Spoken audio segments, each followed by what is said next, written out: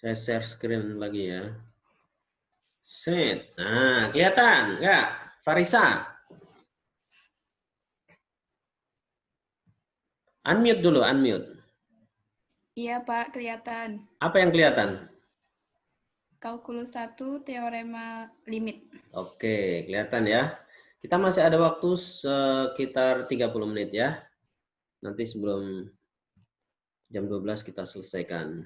Kalau selesai ya, kalau nggak selesai ya kita selesaikan. Lanjut.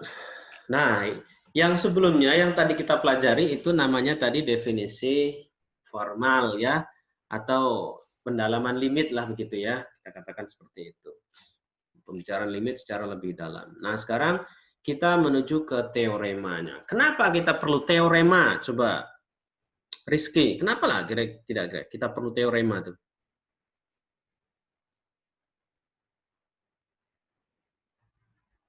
Muncul Tita. Kenapa Rizky boleh di-unmute? Kenapa kita harus kita harus membuat teorema limit atau harus mempelajari teorema limit? Kenapa?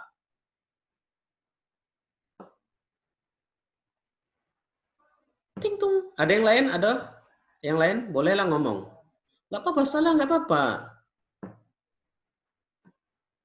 Orang namanya belajar tuh ya pasti ada salah-salahnya. Oke, nggak ada yang ngomong, lanjut ya. Nah, kenapa kita harus pakai teorema? Sebenarnya nyari limit fungsi itu gimana?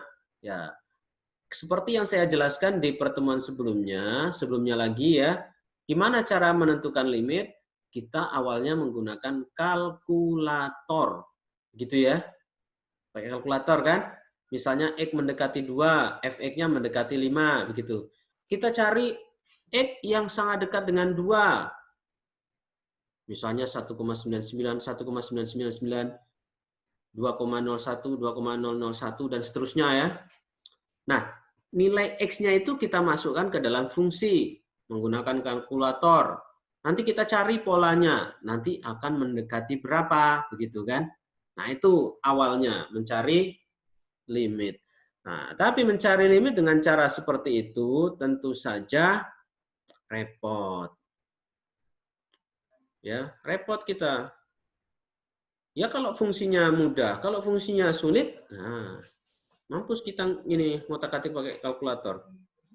Dan dulu pernah disampaikan, hati-hati menggunakan kalkulator. Karena kalkulator bisa menyesatkan nilai limit. Harusnya bukan itu, karena intuisi kita salah, jawabannya itu. Nah, itulah gunanya teorema limit. Teorema itu apa? Teorema itu adalah sebuah pernyataan ya, atau sebuah kalimat yang itu berasal dari definisi-definisi, biasanya berbentuk implikasi. Ada syarat, terus ada akibat. Ada syarat, ada akibat. Biasanya begitu. Itu teorema. Jadi kalau kita mengatakan, oh teori. Nah, yang namanya teori itu didahului dengan definisi. Kalau nggak ada definisi, nggak akan bisa ada teori. Manusia adalah makhluk hidup yang begini, begini, begini. Nanti teorinya, oh manusia pasti makan sehari itu harusnya 3 kali. Nah itu teori itu. Nah, teorema-teorema limit itu banyak ya. Ini ada beberapa teorema. Yang namanya teorema tidak seperti definisi. Kalau definisi itu adalah kesepakatan. Kesepakatan bisa kesepakatan di buku atau kesepakatan internasional begitu ya. Nah, anggaplah kita sudah menyepakati yang namanya limit itu seperti tadi ya. Nah, sekarang teorema muncul. Gunanya tadi untuk menyelesaikan masalah-masalah limit. Karena kalau kita menyelesaikan secara kalkulator ya rumit. Jadi kita menggunakan teorema. Nah, ini pernyataannya. Ada 8 teorema ini, teorema utamanya. Misalkan N bilangan bulat positif. Nah, N-nya bilangan bulat positif. K adalah sebuah konstanta. Konstanta itu sembarang bilangan ya, sembarang bilangan. Bisa positif, bisa negatif, rasional, irasional, bisa semua, real. Dan F dan G adalah fungsi yang memiliki limit di C. Nah, catat, F dan G-nya memiliki limit di C. Maka, nah ini bentuknya nih, limit fungsi konstan. Nah, ini namanya limit fungsi konstan ya.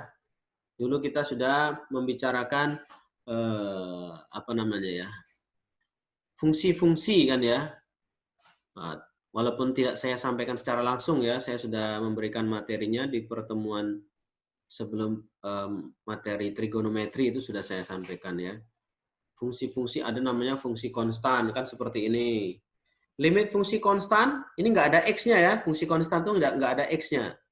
Ya, limitnya adalah nilai konstanta itu sendiri.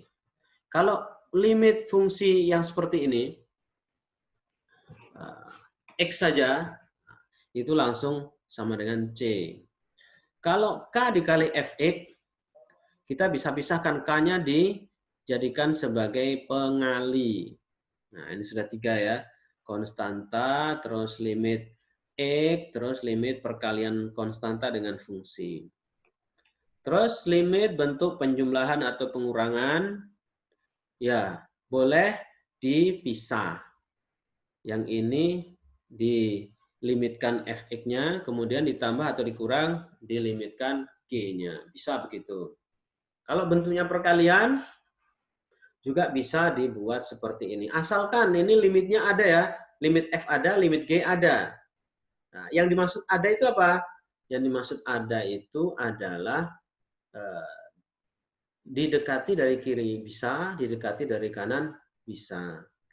Atau kalau secara kalkulator, pendekatannya itu menuju ke tempat yang sama.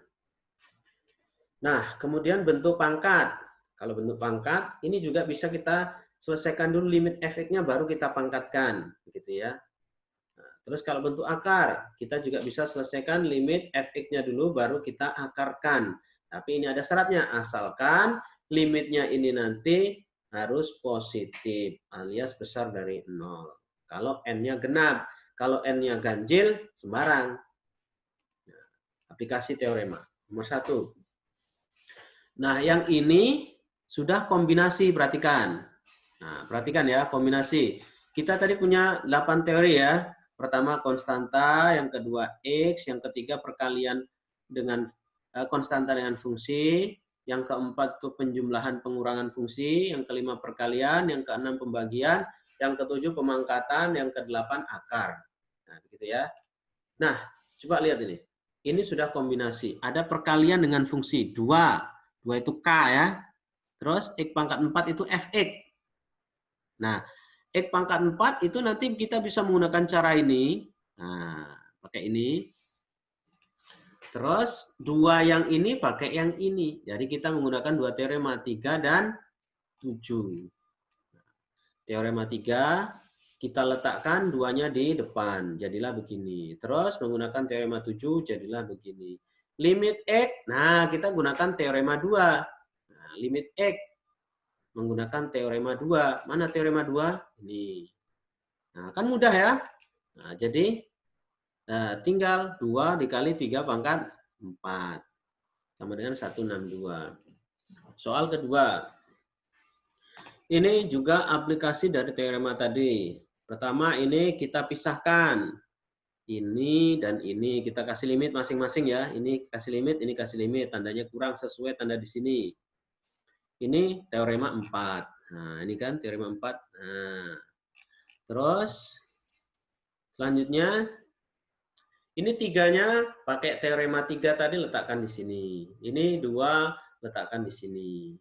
Terus menggunakan teorema 7 pangkatnya. Nah, pangkatnya ini kerjakan dulu limit X-nya baru dipangkatkan. Nah, ini enggak ada. Ini tulis ulang aja ya dari sini ke sini. Terus limit X mendekati 4 dari X itu tadi adalah 4 langsung kan ya, 4. 4 pangkat 2. Ini 2, ini limit X mendekati 4 ya 4. Teorema 2.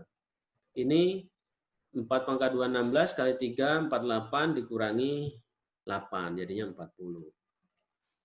Soal berikutnya, nah ini akar. Ada akar, ada pembagian. Pertama, kalau bentuk pembagian ya kita tulis atas bagi bawah. Per limit ya, limit atas dibagi limit bawah. Setelah itu, ini menggunakan teorema 6 ya. Setelah itu, masukkan limitnya ke dalam akar. Nah, masukkan limitnya dalam akar. Nah, terus, ini limit X mendekati 4 dari X. Ini sudah dapat ininya. Dari teorema 2 kita dapat nilainya 4. Jadi kita tulis langsung ini 1/4 begitu ya di sini. Ini kan 1, ini 4, jadi 1/4 limit ini. Terus ini kita pecah. Limit X kuadrat ditambah limit 9. Terus ini kita limitkan X-nya dulu baru dikuadratkan. Terus ditambah limit, ini fungsi konstan tadi langsung konstantanya 9. Teorema 1. Terus ini limit ini berapa? 16. Ternyata ini kan 4 ya. 4 kuadrat 16 tambah 9, 25. 25 diakarkan 4. 25 diakarkan 5. 5/4. Berikutnya, contoh berikutnya. Ini diketahui limit ketika X mendekati 3 dari fx adalah 4. Limit ketika X mendekati 3 sama ya, sama-sama mendekati 3 dari Gx fungsinya beda adalah 8. Yang ditanyakan limit f kuadrat X dikali akar pangkat 3 dari Gx. Nah, ini bentuknya perkalian ya. Ada dua fungsi. Fungsi f dan fungsi g. Jadi kita gunakan fungsi limit teorema perkalian. Ini teorema perkalian ya, teorema 5. Terus ini pangkat. Nah, kita gunakan teorema pangkat yang 7. Yang ini akar, kita gunakan teorema yang 8. Ini teorema 7, ini teorema 8. Pangkat, akar. Selanjutnya, ini fx sudah ada limit x mendekati 3 dari fx tadi 4. Yang ini berapa? 8. Tinggal kita tulis 4 pangkat 2, akar pangkat 3 dari 8. 4 pangkat 2, 16. Akar pangkat 3 dari 8, 2. 16 kali 2, 32. Nah, lanjut ya. Nah, itu contoh-contoh pada teorema utama. Selanjutnya, teorema substitusi. Kalau ini anak-anak kecil susah membacanya substitusi. Jadi dibaca susi-susi. Nah, begitu ya cara membacanya. Kalau kamu lupa, susi-susi. Nah, ini perhatikan. Jika f adalah fungsi polinomial atau fungsi rasional. Masih ingat fungsi polinomial? Kayak apa fungsi polinomial? Fx sama dengan ax pangkat n ditambah bx pangkat n-1 tambah cx pangkat n-2 dan seterusnya sampai x pangkat 0 begitu. Nah, kalau ada fungsi polinomial atau rasional, maka limitnya adalah langsung sama dengan fc. Limit x mendekati c dari fx, kalau f ini polinomial atau rasional, langsung sama dengan fc. Nah, aturan ini namanya substitusi. Asalkan ini ya, asalkan fx-nya terdefinisi pada c. Kalau nggak terdefinisi gimana? Ya, kalau nggak terdefinisi berarti tidak ada limit. Ya. Jadi nanti kata-katanya kalau tidak terdefinisi berarti tidak ada limit. Nah, pada kasus fungsi rasional, penyebut C tidak boleh 0. Ini contohnya. Ini fungsi rasional ya. Atasnya polinomial, bawahnya juga polinomial.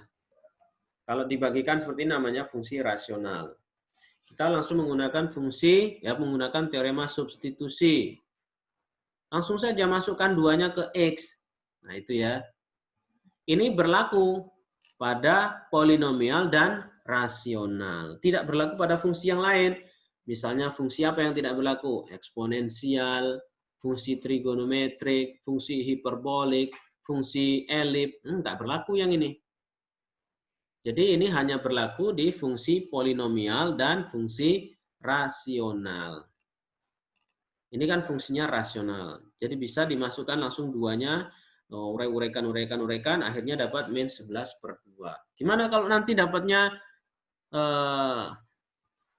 apa? 0/0. Nah, kalau dapatnya 0/0, berarti tidak bisa menggunakan teorema substitusi. Perhatikan, saya ulang ya. Kalau nanti kalian menggunakan teorema substitusi pada fungsi rasional, ternyata dapatnya 0/0 atau tak hingga dikali tak hingga, begitu ya. Maka kita tidak bisa menggunakan aturan substitusi. Menggunakan apa nanti? Ada rumusnya yang lain. Teorema kesamaan fungsi. Nah, ini yang akan dipelajari berikutnya. Misalkan fx sama dengan gx untuk semua x pada interval yang memuat c. Ya. Fx ini ada persamaannya. Kecuali c itu sendiri. Jika limit gx ada, maka limit fx juga ada. Nah, gitu ya. Saya ulang. Fx dan gx itu nilainya sama pada interval tertentu ya, pada interval tertentu. Sedangkan C ada pada interval itu. Maka jika limit gx-nya ada, maka limit fx-nya juga harus ada. Nah, terus limit fx nanti akan sama dengan limit gx. Nah, ini contohnya. Nah, perhatikan ini. Nah, ini limit x mendekati 1 dari x min 1 per akar x min 1. Nah, ini kalau kita langsung masukkan, ini fungsi rasional ya. Tapi fungsi rasional yang irasional. Ada akar x di sini. Jadi ini fungsi rasional dikombinasikan dengan irasional. Kalau kita masukkan 1 di sini, apa yang akan terjadi? Nah, coba 1 dikurang 1, 0. Akar 1, 1 dikurang 1, 0. Hasilnya 0/0. Nah, teorema substitusi tidak bisa dipakai di sini. Bukan berarti dia tidak ada limit. Ya, bukan berarti tidak ada limit. Belum tentu. Dia sebenarnya bisa saja ada limit. Bagaimana caranya? X min 1 ini diuraikan ke bentuk ini. Nah, jadilah seperti ini. Yang akar X min 1 juga biarkan. Ini sama dengan ini, bisa kita lakukan kanselasi atau coret seret. Tinggal akar X plus 1. Teorema C. Nah, teorema C itu begitu ya. Nah, Gx, Fx sama dengan Gx. Apa yang maksud? Ini loh. Fungsi ini Fx ya, kita anggap ini fungsi Fx ini. Ternyata sama dengan ini. Nah, gitu ya. Fungsi yang awal ini ternyata sama dengan yang ini. Pada interval yang sama. Gitu ya.